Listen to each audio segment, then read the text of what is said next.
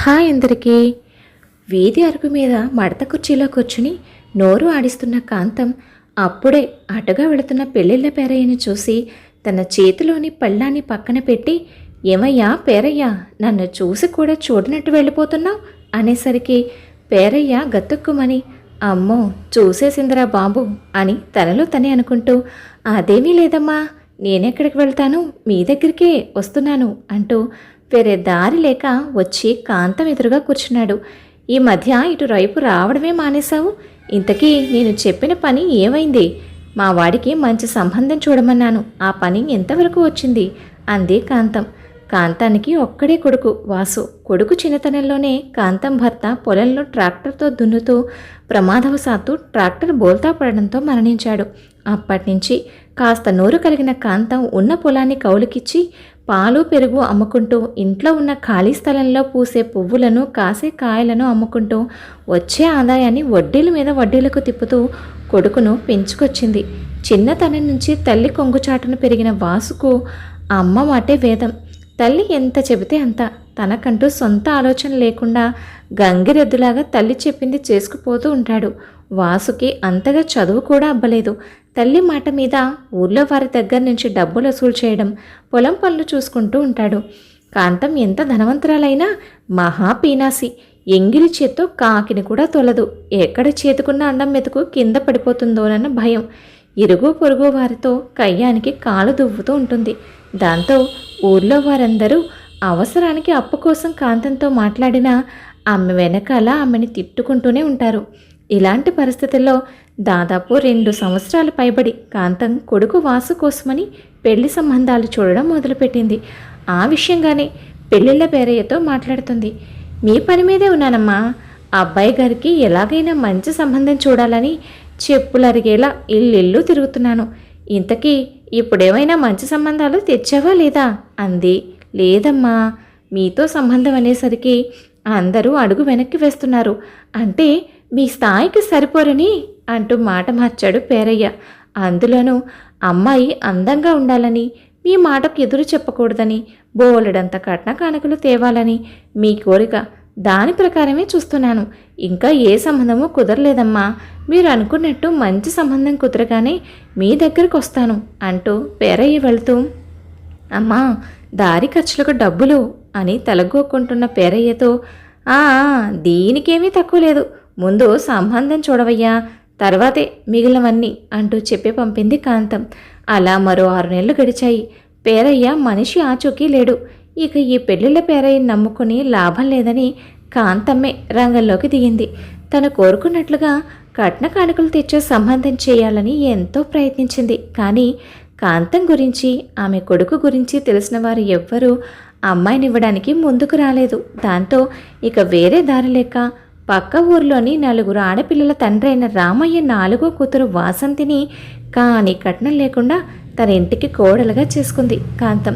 పేదవాడైన వాసంతి తండ్రి రామయ్యకు కూడా కాంతమ్మ గురించి పూర్తిగా తెలిసిన అప్పటికే 3 కూతుళ్లకు అతి కష్టంతో పెళ్లి చేసి ఇప్పటికీ ఆ పెళ్లిళ్ల తాలూకు అప్పులతో సతమతమవుతూ ఇక 4వ కూతురైన వాసంతికి కట్న కానుకలు ఇచ్చి పెళ్లి చెయ్యలేక అందంతో పాటు తెలివిగల వాసంతితో, నువ్వే ఎలాగైనా నీ భర్తను అత్తగారిని మార్చుకోవాలమ్మా అంటూ చెప్పి పెళ్లి చేసి పంపించాడు.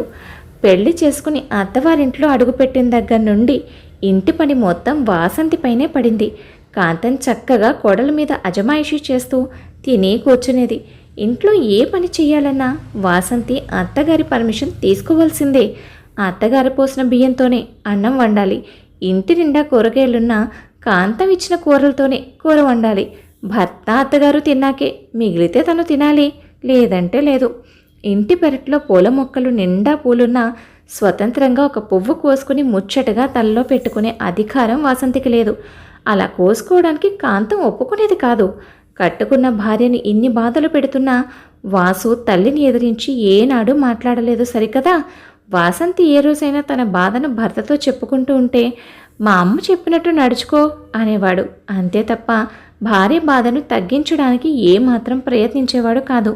చిన్నప్పటి నుండి పేదరికంతో సర్దుకుపోవడం అలవాటైన వాసంతి ఈ ఇంట్లో అన్ని విషయాల్లోనూ సర్దుకుపోతూ ఇరుగు పొరుగు వారితో స్నేహంగా ఉండేది.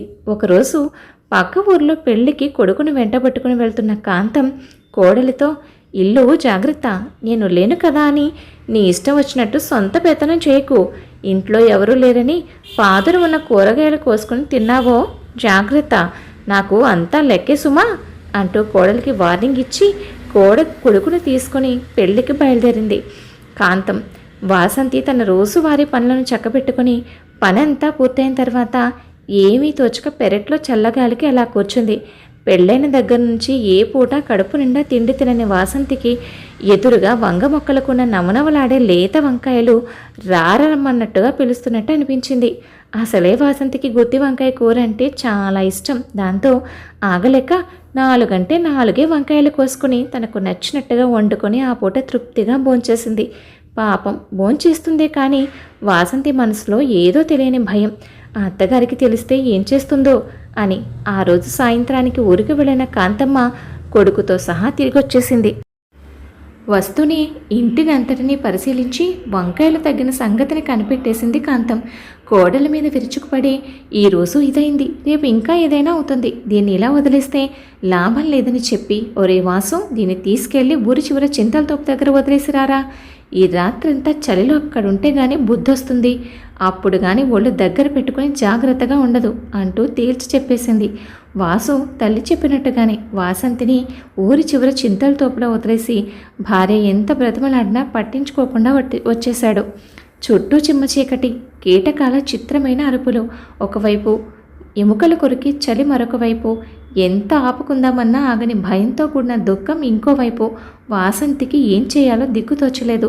పక్కనే ఉన్న పాడుపడిన గుడి దగ్గరకు వెళ్ళి బయట కొంగును కప్పుకొని స్తంభానికి చేరపడి ముడుచుకొని కూర్చుని ఎదురుగా ఉన్న అమ్మవారితో ఏడుస్తూ తన బాధని అంతా చెప్పుకొని ప్రార్థించింది. కొంతసేపటికి అర్ధరాత్రి సమయంలో అటుగా వస్తున్న ఎవరివో మాటలు వాసంతికి చెవిన పడ్డాయి. ఒంటరిగా అప్పటికే భయంతో వణికిపోతున్న వాసంతి గుడిలోని అమ్మవారి విగ్రహం వెనుక వెళ్ళి దాకుంది. అంతలో 2 దొంగలు ఒక నగల మూటతో అక్కడికి వచ్చి గుడి ఆవరణలో కూర్చుని వాళ్ళ దొంగిలించిన నగలను పంచుకుంటూ వాటాల కోసం 2 గొడవ పడుతున్నారు. అదంతా చాటుగా గమనిస్తున్న వాసంతికి మెరుపులంటూ ఒక ఆలోచన వచ్చింది. వెంటనే తన గొంతును సవరించుకుని, ఒరేయ్, ఏంట్రా మీరు చేసిన పని? నా ఊర్లోనే దొంగతనం చేస్తారా? ఉండండి, మీ పని చెప్తాను అనేసరికి ఆ దొంగలిద్దరూ ఆ గొంతు గుడిలోని దేవతదే అని భావించి భయపడి ఆ నగలను అక్కడే అలాగే వదిలేసి 2 పరుగు దొంగలిక రారని భయంతో అక్కడి నుంచి పారిపోయారని నిర్ధారించుకున్న తర్వాత వాసంతి అమ్మవారికి నమస్కరించి ఆ నగలను తీసుకుని తెల్లవారేసరికి ఇంటికి చేరింది. నగల మూటతో వచ్చిన కోడల్ని చూసి ప్రశ్నించిన కాంతానికి వాసంతి ఆ నగలను రాత్రి గుడిలో అమ్మవారు ప్రత్యక్షమై అత్తింట్లో మంచి కోడలుగా సర్దుకుపోయే నా గుణాన్ని, ఎవరిని బాధ పెట్టని నా నెమ్మదితనాన్ని, ఇరుగు పొరుగు వారితో కలిసి ఉండే నా మంచితనాన్ని మెచ్చి అమ్మవారే ఇచ్చారు అని చెప్పింది. అంతే. ఆ మాట వినగానే కాంతం ఆశ్చర్యంతో బొగ్గలు నొక్కుని తను కూడా ఎలాగైనా అమ్మవారి దర్శనం చేసుకుని నగల మూటను సంపాదించాలనే ఉద్దేశంతో ఆ రోజు నుంచి కాంతం కోడల్ని బాధ పెట్టడం మానేసి తనకు తోచినంతలో దాన ధర్మాలు చేస్తూ అందరితో మంచిగా ఉంటూ ప్రతిరోజు ఊరి చివర ఉండే ఆ గుడికి వెళ్ళి అమ్మవారిని దర్శించుకునేది.